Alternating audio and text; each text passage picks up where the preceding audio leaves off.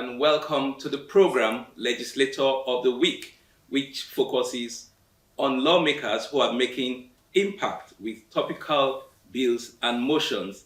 In the week is a first-term lawmaker in the 10th House of Representatives. He is Honorable Clement Jimbo, who represents Abak as well as Ika Federal Constituency from Akwa Ibom State.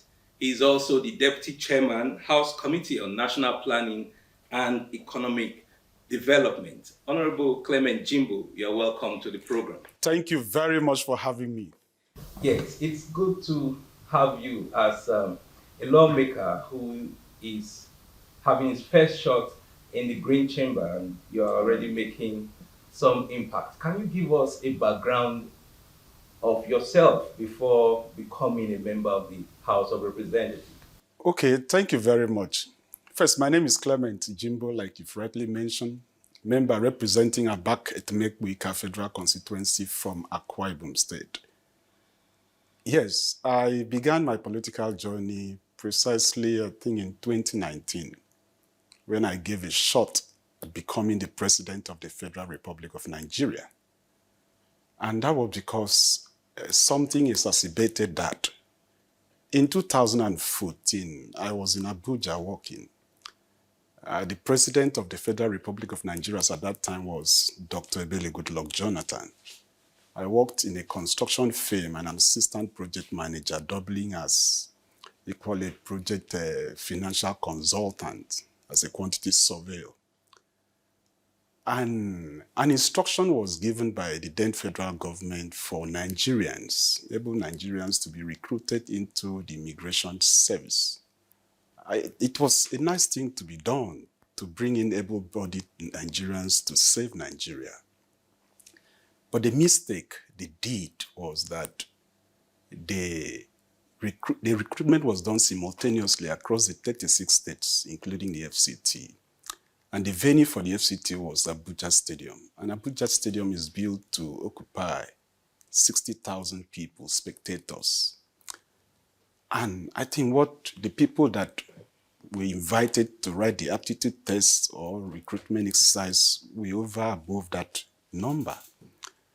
And as a result of that, in an attempt to arrange these people, these Nigerians, a lot of stampeding happened. People lost their limbs, people died. Up till today, people can't live a normal life because of that incident. Pregnant women lost their pregnancy. Yeah, I recall that was quite some harrowing experience. I sat where I was in my office. I was watching the gory pictures that was reeling out from the channels I watch. And I asked myself a question: is this the best we have in terms of strategic planning, in terms of intelligence? I mean, why should able-bodied Nigerians, people within my age bracket, my generation, pay the supreme price because they want to save their country? It brought tears from my eyes, and I made up my mind. Since the only legitimate way to challenge what you consider bad leaders, leaders with short-sightedness, is through the ballot, I made up my mind to be on the ballot the next general election. Yes, it didn't pan out, and we kept forging ahead, and that has culminated to where we are today, representing the very good people of Abak Ika Federal Constituency in the Green Chamber. Okay, and since you have been in the Green Chamber, this is about 1 year of being in the Green Chamber. How has the experience been? Would you say you were intimidated seeing 359 members, including yourself, making 360? How has the experience been? First, from my background, my family background, I'm the first son in a family size of 10. So I'm very versed and conversant with people.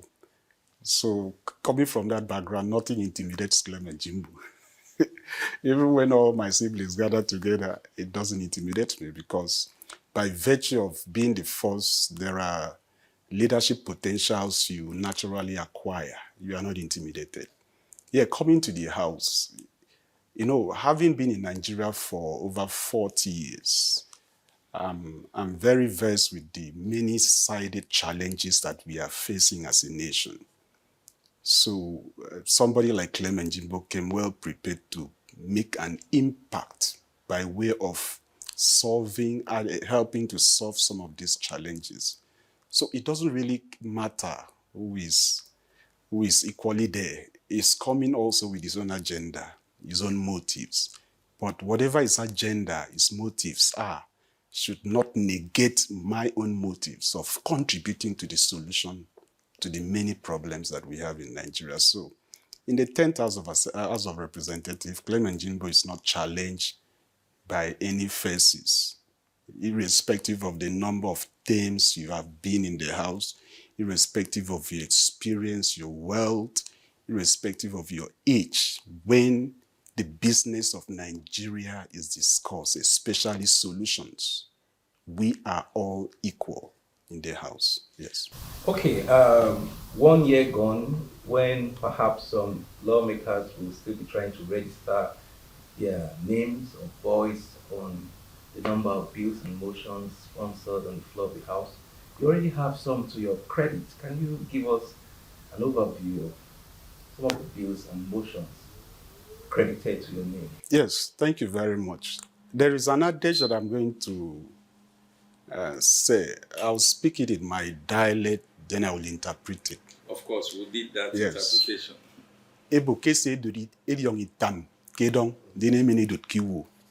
Meaning you prepare your heart on your knees before you take it to your head. That's deep. Yep. The moment you have this aspiration of becoming a lawmaker, that should inform you to prepare. You begin to ask questions. Peradventure, I am elected and sworn in. What will be my responsibility in the House? So you begin to prepare your mind towards those responsibilities. So the House is not a place that you come for the first time and you want to learn. You must have read most of those literatures, interface with members that are already in the House. You ask questions. So that informs you of what you should expect. So coming from day one after inauguration should not be so strange to you to stand up and move a motion or second a motion or even draft your own motion or even begin to draft your own bill. To me, none of those things were strange to me. In fact, after our inauguration, the second day I was able to move my first motion. It was an infrastructural motion. I don't see it as a big deal. It is what we are elected to do. It is our core responsibility, just like the president is elected to lead from day one. He's not expected to learn for the first 1 year, the first 2 years. Okay, I'm the first timer in the presidency, I need to learn. No, nobody has that time. Nigeria is so eager to experience what we enjoy when we travel outside the shores of this country. So yes, my first motion had to do with the infrastructural motion that I said. It was to call the attention of the federal government to a dilapidated bridge in my community, which by the grace of God, it has been intervened into the 2024 Appropriation Act that we passed into law. So when the procurement processes is completed, the people will feel a sigh of relief. That's the first motion. The second motion we did had to do with Pension Form Act 2014. We saw some gaps in the pension form where the pension fund administrators have brokered a whole lot of funds for themselves to the detriment of the contributors. So we said, let it be optional. If a civil servant decides to make a portion of his earnings to the contributions to the fund and pension fund administrators, fine. If they so decide to manage it by themselves, so be it.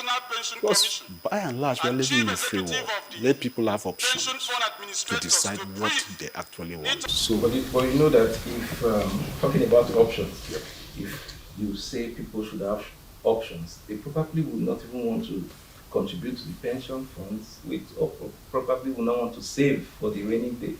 If somebody has saved in the civil service for 30, 35 years, is an adult. Yes, I actually want you to specify the options you're talking about with respect to after making savings in the pension fund.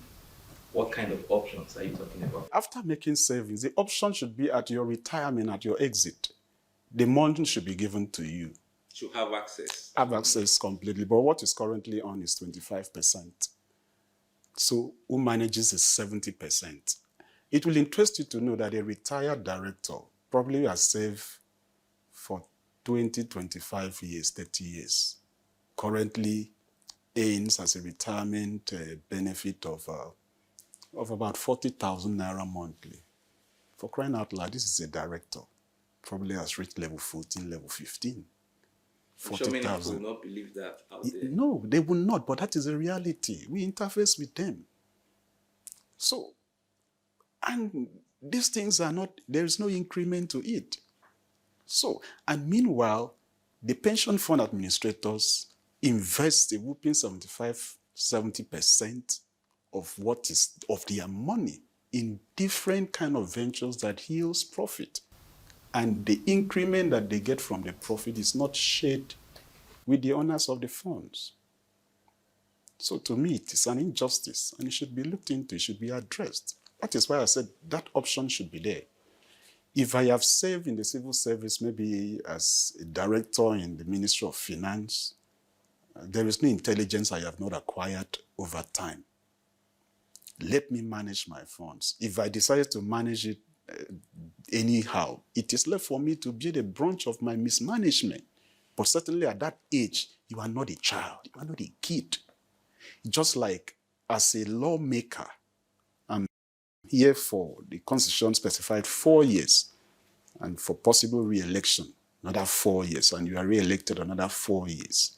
The level of exposure you acquire here, the intelligence that you have to interface with the different professionals cannot make you a novice in almost any area. So if I decide not to contest again, and my phone is saddled with some people that I do not know their technical capacities to manage, I see it as if I take charge of what belongs to me, I will do better because I know my length and breadth inches on that. Because what you inspect is what you expect. And that came by way of emotion. Now, is there a bill that seeks to amend the act? Yes. Address this gap? The bill was committed to the Committee on Pension. So the committee is equally saddled with the responsibility of overhauling the Act, 2014 Act. So what other bills is tied to your name on the floor of the House? Okay, that's for motion. Then for bills, the first bill that has scaled to first reading, and even the second bill too has scaled to first reading, is being gazetted for second reading. The first one has to do with the bill for the establishment of technology transfer. I look at all the different acts that the Parliament has established over the years. I did not see anyone that really hinges on transferring technology to Nigeria. Then I look at the population of this country, over 200 million. And I look at how life was started in the olden days, where you have beans, I need yam, I bring my yam to exchange with your beans for me to have beans and yam. You equally have beans and yam. It was trade by barter. That was before the advent of fiat money, paper money. And what is largely plaguing our country is lack of technology to process our raw materials from semi-finished to finished goods. And I said, how can we leverage on our population to attract the needed technology? Because if you look at other nations, when they produce a product, and they say they are producing this product for Africa. When they say Africa, take it or leave it, Nigeria is the Africa. As a destination. Yes. So they have Nigeria as their destination. Because put all the different population of the African countries together, It is not a match to the population of Nigeria. Every one of us in this room has handset. Sometimes we even have more than one. And Bureau of Statistics says that we currently use over 200 million handset in this country every day. Much as our population. Yes. Yes. Because some of us, we have 2, some we have 3. Yes. Then Bureau of Statistics also says we currently have about 12 million cars in this country. Then we have millions of devices that operate with battery, cameras, rechargeable, solar panels product and all that. And I critically look at what is involved in the production or manufacture of battery. And the major ingredient is lithium. Then I look at Nigeria. The length and breadth of this country is littered with lithium.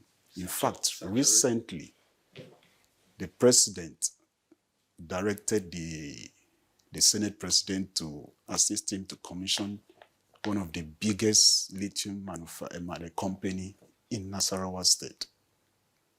And when I listened to what the president said, he literally told the company operators, he said, look, it shouldn't be that you just take the raw material and move out. Devise a way to add value to the raw materials here. So when I saw that, I said, okay, let us have a law, a legal framework in place. And this legal framework is not just happening in Nigeria. Other nations are using the same thing to make sure they retain technology in their country. Let's have this legal framework. If a new product wants to enter this country, Nigeria, we would tell the country of origin of this product, say, look, we want to welcome this product into our country, but you must intentionally, deliberately give us the technology to produce a component of that product in our country, provided we have the raw materials in abundance. For example, let's say handset. A country wants to shift in 300 million copies of handset into Nigeria. We tell them a fantastic idea, but give us the technology to produce a battery, a component of that device, inside, in this case, battery. So they go ahead, produce 300 millions of handset without battery. We produce 300 million copies of battery. They sell it to us at maybe $10. We sell the battery to them at maybe $2, $3. By so doing, we've processed our raw material from raw material to semi-finished to finished goods. That's number one. 2, we've attracted technology to the country. 3, we've generated employment. 4, we've increased our GDP. And 5, we can now leverage on that technology to produce other devices that are battery operated. For example, our cars.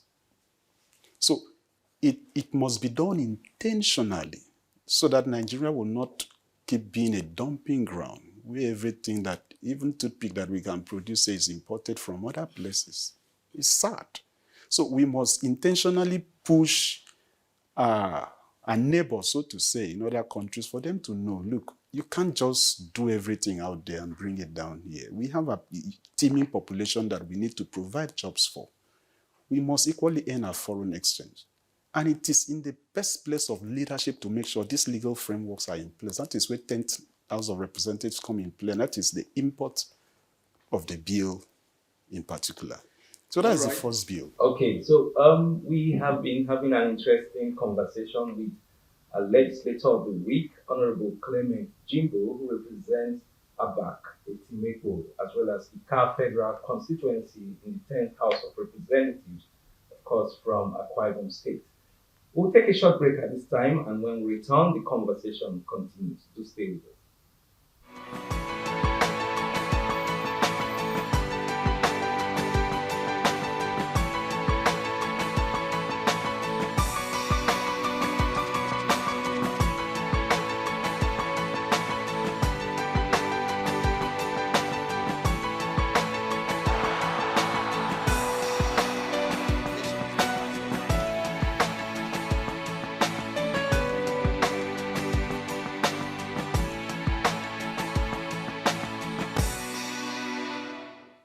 Welcome back from that break. We still have with us our legislator of the week, Honorable Clement Jimbo. Now, Honorable, you talked about the motions and bills that you've presented on the floor. What about petitions?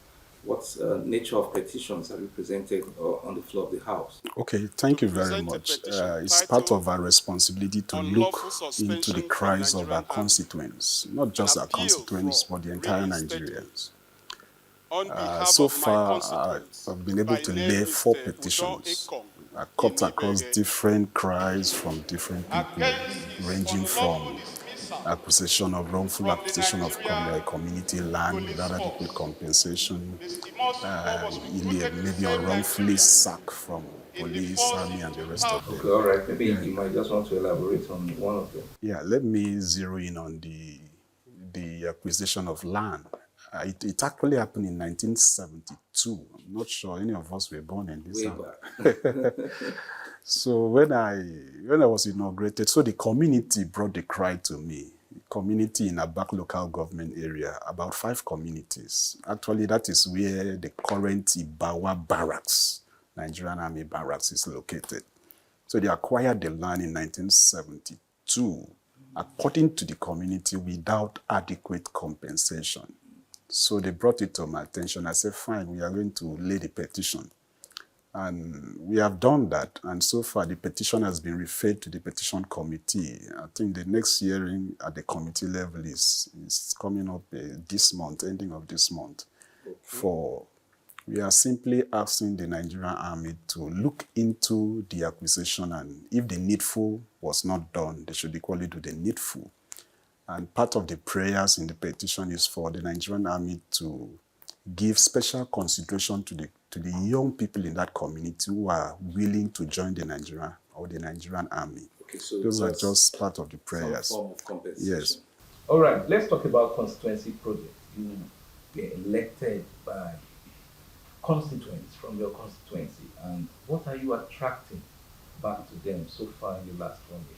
Yes, thank you. In the last 1 year, by the grace of God, we've attracted quite a handful. I think we've done projects close to about 20 different types of projects. Okay. The first one we have done is, first we graded about 10.8 kilometers of road. This road was completely impassable. And when we saw the sufferings of people, even trying to get out from their houses, we said, no, we cannot fold our hands and watch. We intervened immediately and we graded that road. So people have access to that road. And most importantly, the state government, my state governor, led by Pastor Umo Basieno, when he saw the effort that we have put in making the road accessible, had to swiftly intervene and equally awarded for the full construction of that road. So far, the contractors are on site and work is ongoing. Then the next one we did that, we picked about 70 of our youths across the 3 local government areas, and we trained them on ICT, and we equally empowered them with brand new laptops for them to equally use it to make life bearable for themselves. Some of them are using this to design. So one of them is the one designing all my graphics after the training. And a lot of them are equally using it for their project in university and all that. So about 60% of them are sustaining their life basically on that. So that is number 2. Then number 3, we picked about 31 female youths across the 3 LGAs, and we trained them on cosmetology, because that is almost the in thing now. There is hardly any woman that leaves his or her house without having to do 1 or 2 makeup. Put on foundation. Absolutely. So when we saw the trend, we said, okay, those that are interested in this area, we can add value to you. So we brought them together, trained them, and give them startup packs. And many of them are equally doing something substantial in that area. All right. So looking at all these that you've done, what should your constituents, what more do you intend to do for them going forward? I said we have done 20. I only listed 3. Oh, okay. That's true. But Okay, we let might me not just have all reel the them time out. to. No, we don't have all the time. But it's important that because this interview does not happen all the time. It's No, of course. important. Maybe you You just want just to reel it run out. through them. So we have done And empowerment we've given 31 sewing machines to our constituents. We've given uh, cars, 4 cars so far. We've distributed grains, rice, palliative, thousands of bags to our constituents. We've empowered market women, at least 93 of them, with 50,000 naira each to add to their market. We facilitated jobs in Federal Civil Service, Nigerian Army, Nigerian Navy, Nigerian Police, Civil Defense, and all that for our constituent. Most of them are there working now. We've completed a town hall meeting. I made it uncompleted, but within this 1 year, we've completed it. a whole Yes, handed over to the community, and they are using it as we speak. Then we've equally done solar street light, 45 stand across the different streets in my constituent. We've produced cartons of chalk and 20,000 copies of exercise books, distributed them free to public schools. Then we've also produced school bags, giving it to pupils across different schools. But let me emphasize on what motivated me in the production of exercise books and chalks. During my campaign, I met a young boy that came back from school. I stopped by, interacted with him. What's your name? He mentioned. Which school are you? He mentioned. Let me see what you were taught today. He brought out one exercise book. And when I flipped the first 3 pages, it was mathematics. The next 3 pages, it was English. The next 3 pages, another subject. I was amazed. Is this the only exercise books you have for all the subjects? He said, yes. The parent cannot afford. I said, no, this is not good. So from that day, I made up my mind that the moment I am sworn in, we will swing into action and produce thousands of exercise books and give them to people free. Then I equally talked with teachers. I said, why are you not teaching? You are only explaining. Why are you not writing it on the board for people to see? Because Dr. Miles Monroe said, we live in a generation of sight and sound. What people see and what they hear seems to register more. So they complain that the chalks that we're given to them for the day is exhausted. I said, me. So you still have what to tell the people to teach, but you are incapacitated by the non-availability of resources. It wasn't good enough. Yes, in Akwa Ibom State, we have free and compulsory education. The state government is doing more, but sometimes their best is not even good enough. So I said, okay, let me equally assist. We produced cartons of chalks. We distributed to teachers in public school, free for them to equally help to drive home knowledge to our people. So we've done that. We've done scholarship to students, about 80 of our students across different higher institutions with 50,000 naira. We equally registered about 120 people in the last JAM. Many of them wrote those JAM and they have passed. They are equally processing the admission into university. We've done free medical awareness and surgery that affected over 2,500 of our constituents, and a whole lot personal intervention in terms of school fees, assistant for this, assistant for that, assistant for that, assistant for that. So that is basically what we were elected to do, to equally help solve the problems of people. So, having done so much within these past 12 months, what more do you intend to do for your people going forward? Of course, we have a whole lot of training in the pipeline as a result of what we have intervened to be included in the 2024 Appropriation Act. We have road projects that we are going to do from this year going forward. We have schools, renovated schools.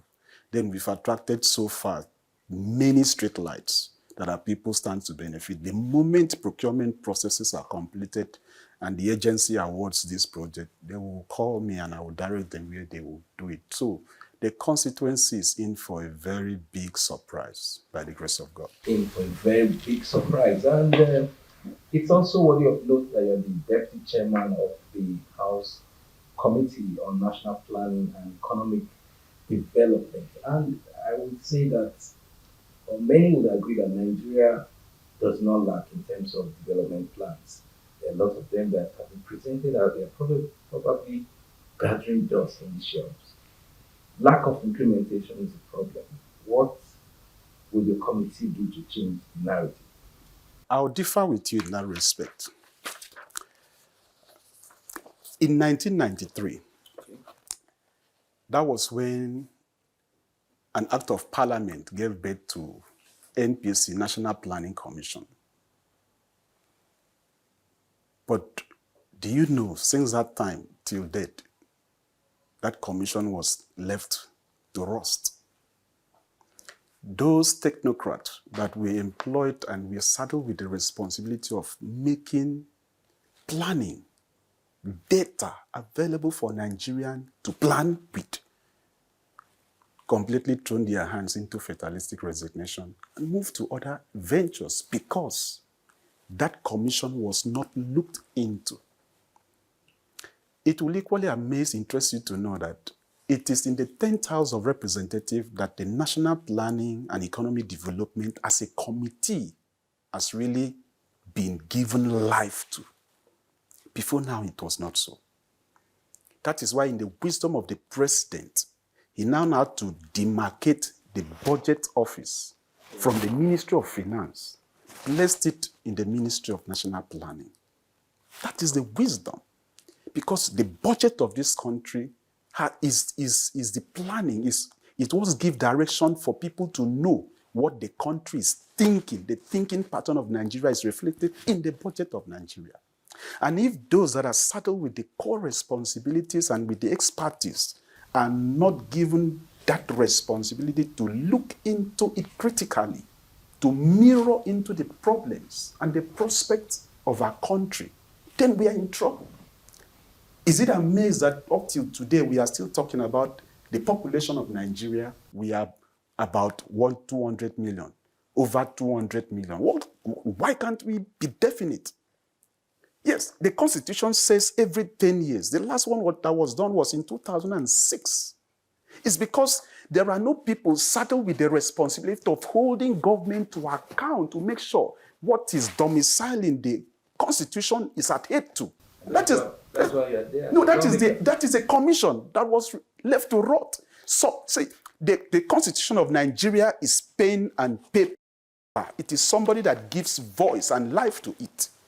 If those people are not there, not motivated to speak truth to power, this is what the Constitution says, and this is what the commission was enacted to do. Their hands are tied. So, when we first came into power, we looked at that National Planning Commission Act 1993, and we have to overhaul. In fact, we repeal it. Before we went on research, it has gone through second reading. When we come back, we are going to pass it into law. Great. So that is the legal framework that must be put in place first. Legal framework is in place. What next? Of course, it's the implementation. We call the executive to order. That is where oversight function comes in. Clear. We must energize the executive by giving them the legal framework in place. Then, if they fail to make use of the legal framework, the oversight function kicks in. Look, we have done this. Why are you failing in your own responsibility? All right. So, talking about the National Planning Commission, what more would you want to see in terms of having that commission come into life and giving life to planning in Nigeria? The truth of the matter, the last budget that the president presented to the National Assembly of about 28 trillion. If you look at the budget critically, personnel cost is about 5 billion. Non-personnel cost, running costs, overhead, is about the same 5 billion. 5 trillion rather. Take that away from the 28 trillion. What is left? Then, don't forget the component of borrowing in the budget was about 8 trillion. If you take all that, what is left? So, the money that is left for us to fund our capital is about in the region of 5 trillion. And if you look at the agricultural sector of this country, is enough to go close to $3 trillion. Yes. And the only way we can get it out there is proper planning with the prerequisite data. And the commission that is saddled with this planning will be the one that will reel out this data for nations who have interest in investing in this country because if you want to come into a country, the first thing is to hook up the country on maybe a Google and let's even know the data that they have. So if we have this data out today and is backed by relevant acts and laws in Nigeria, it is easier for the executive to approach any nation based on facts and figures and attract. The money is out there. Nigeria is fertile. We need to put our house in order to attract the needed development. We need to put our house in order to attract the needed development. Honorable Clement Jimbo, thank you so much for being our Legislator of the Week. Thank you very much. It's been a wonderful time with you. And to you out there, you will agree with me. It's been an interesting conversation with Honorable Clement Jimbo, who represents ABAC, Etimeko, as well as the Car Federal Constituency from Akwa Ibom State in the 10th House of Representatives. That has been the size of the package for today. Thank you so much for watching, and do join us again for another episode of the program next time. For now, do stay patriotic. I am with Tyree. Bye for now.